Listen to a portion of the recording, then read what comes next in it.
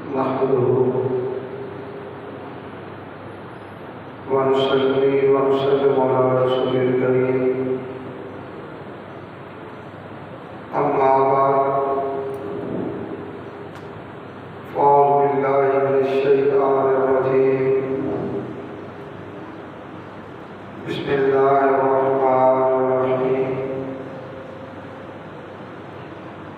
ولتكن منكم أمة يدعون إلى الخير ويأمرون بالمعروف وينهون عن المنكر وأولئك هم المفلحون. مولاي صل وسلم دائما أبدا على حبيبك خير الخلق كلهم محمد سيد القومين والثقلين والفريقين من قرب ومن عجم.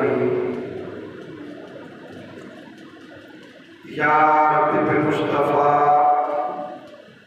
بلغ مقاصدنا واغفر لنا ما مضى یا واسع الکرم.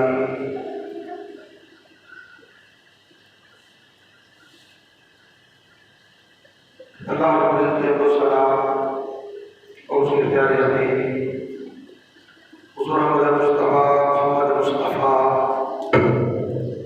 علیہ طیب الثنا کی بارگاہ بے کسبنا میں حاضر درود و سلام کے بعد حاضرین و سامعین محترم، اللہ رب العزت کا بے پایا فضل و احسان ہے جس کی توفیق سے ہم جمعہ مبارک کی ان بابرکت ساعتوں میں اللہ کے گھر میں حاضر ہیں۔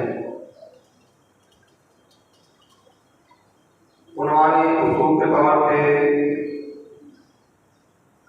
سورہ آل عمران کی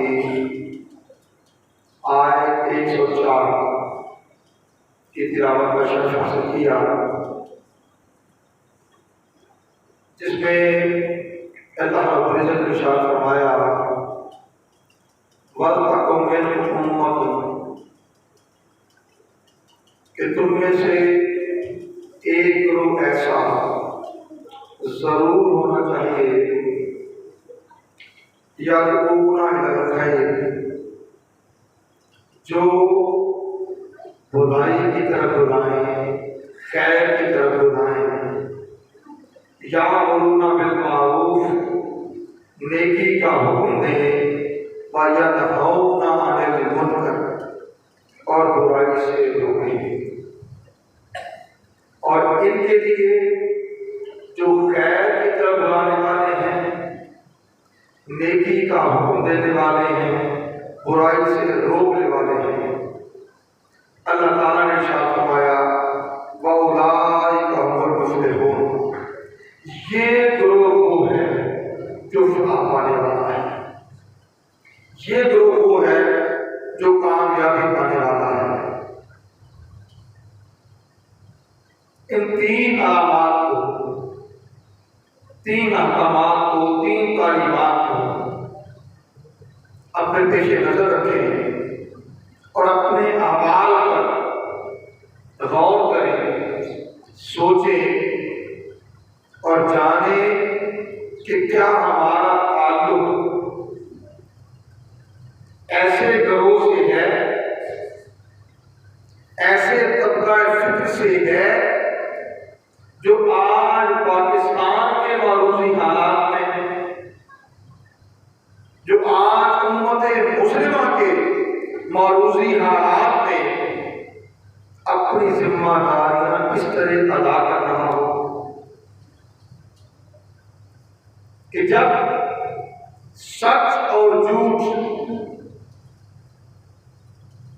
نیکی اور برائی،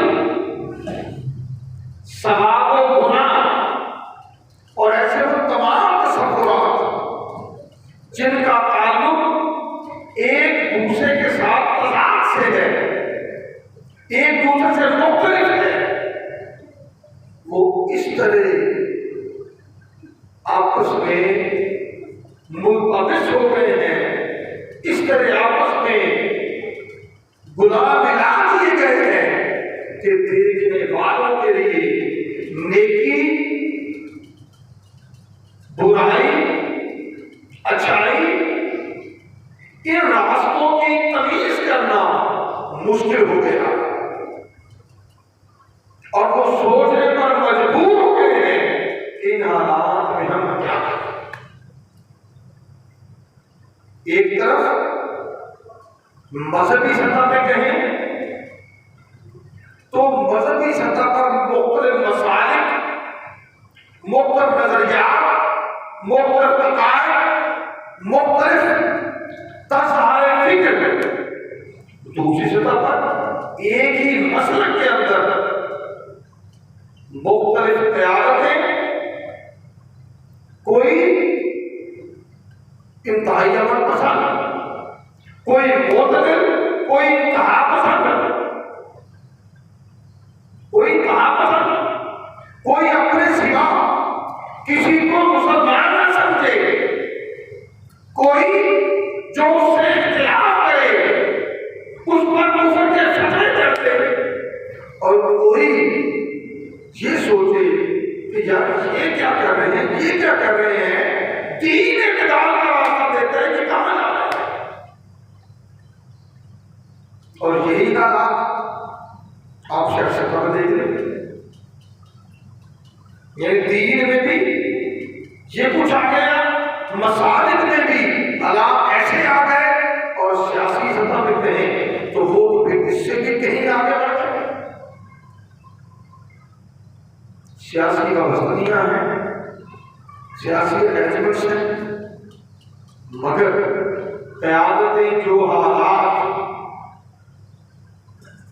ملکی قانون کے ساتھ کر رہی ہیں، آئین کے ساتھ کر رہی ہیں، عوام پاکستان کے ساتھ کر رہی ہیں، پاکستان کے ساتھ کر رہی ہیں، پاکستان کی اقتصادی صورتحال کے ساتھ کر رہی ہیں، تمیز کرنا مشکل ہی نہیں، انتہائی ناممکن ہوتا جا رہا ہے۔ ایسے حالات میں ہم کیا کریں؟ ایسے حالات میں ہم کیا کریں؟ آج کی گفتگو اس حوالے سے ہے، وہ سوچ جو آج کسی بھی اعتبار سے مشکل کا شکار ہے، ہم کیا کریں؟ ان کے لیے سب سے اول رسول کونین صلی اللہ علیہ وسلم نے اعتدال کا راستہ دیا ہے۔ قرآن میں امت مسلمہ کو امت وسطیٰ قرار دیا، وَجَعَلْنَاكُمْ أُمَّةً وَسَطًا، اور ہم نے تمہیں درمیانی امت بنایا، تمہیں درمیانی امت بنایا۔ اس کا مطلب کیا ہے؟ اعتدال، توازن، جو دین کا امتیاز ہے، جو دین کا امتیاز ہے، میانہ روی۔ آقا علیہ السلام نے فرمایا، ماں کا ملک قصد، جس نے میانہ روی اختیار کی وہ تنگ دست نہ ہو۔ ایسے حالات میں اس راستے کو اختیار کریں جو دین نے کہا ہے، درمیانی راستہ، درمیانی راستہ، اور تینوں چیزوں کے اختیار کر رہے ہیں۔ یدعون الی الخیر، اچھائی، نیکی، بھلائی، اس کی طرف بلانا۔ یامرون بالمعروف، نیکی کا حکم دینا، ینہون عن المنکر، برائی سے روکنا۔ حضرت ابو سعید خدری رضی اللہ عنہ سے روایت ہے، بڑی معروف حدیث پاک ہے، رسول کونین صلی اللہ علیہ وسلم نے فرمایا، من رأى منکم منکرا فلیغیرہ بیدہ، فإن لم یستطع فبلسانہ، فإن لم یستطع فبقلبہ، وذلک اضعف الایمان۔ تم میں سے جو کوئی بھی برائی دیکھے اسے چاہیے اپنے ہاتھ سے روکے. ہاتھ سے روکنے کی طاقت نہیں، اپنی زبان سے روکے. زبان سے روکنے کی طاقت نہیں، دل سے برا جانے. اور یہ ایمان کا کمزور ترین درجہ ہے. حضرت عبداللہ بن مسعود رضی اللہ عنہ سے روایت، کہتے ہیں رسول کریم صلی اللہ علیہ وسلم نے فرمایا اللہ تعالیٰ نے مجھ سے پہلے جس نبی کو بھی کسی امت کی طرف مبعوث فرمایا اسے امت سے کچھ مخلص احباب حاصل ہوئے جنہیں ہماری دین کہا جاتا تھا. کچھ صحابہ ملے، ہماری ملے. یا حضور نبی سنت ہی جو اس نبی کی سنت پر عمل کرتے ہیں، وَيَقْتَدُونَ بِأَمْرِهِ، اور اس نبی کی اتباع کرتے. یہ فرمایا پھر ثم إنها تخلف من بعدهم خلوف يقولون ما لا يفعلون ويفعلون ما لا يفعلون. پھر ایسے لوگ آئے جو ایسی بات کرتے جو وہ کرتے نہیں تھے، یا جو وہ کرتے تھے اس کا حکم نہیں دیتے تھے. فرمایا فمن جاهدهم بيده فهو مؤمن. ایسے حالات میں جو کوئی جہاد کرے گا، لڑے گا، وہ مومن ہے. جو حق کی بات کرے گا وہ مومن ہے. فرمایا فمن جاهدهم بقلبه فهو مؤمن. ایسے حالات میں جو دل سے جہاد کرے گا وہ مومن ہوگا. ومن جاهدهم بلسانه فهو مؤمن. جو اپنی زبان سے جہاد کرے گا فرمایا وہ مومن ہوگا. اور اس کے بعد فرمایا ليس وراء ذلك من الایمان حبۃ خردل. اس کے سوا رائی کے دانے کے برابر بھی ایمان نہیں ہے. اس کے سوا رائی کے دانے کے برابر بھی ایمان نہیں ہے. بات سمیٹ رہا ہوں. زبان سے جہاد، ہاتھ سے جہاد، سب سے اول ہاتھ سے جہاد، برائی کو ہاتھ سے روکا جائے. زبان سے جہاد، زبان سے روکا جائے. لوگوں کو برائی کا شعور دیا جائے، برائی کی شناخت کروائی جائے، برائی کے کرنے سے روکا جائے. اور تیسری چیز دل سے جہاد، دل سے برا جانا. اس کے بعد کیا ہے؟ اس کے بعد رائی کے دانے کے برابر بھی ایمان نہیں ہے. فیصلہ آپ کر میں میں کر لوں. ان حالات میں ہم کہاں آگے؟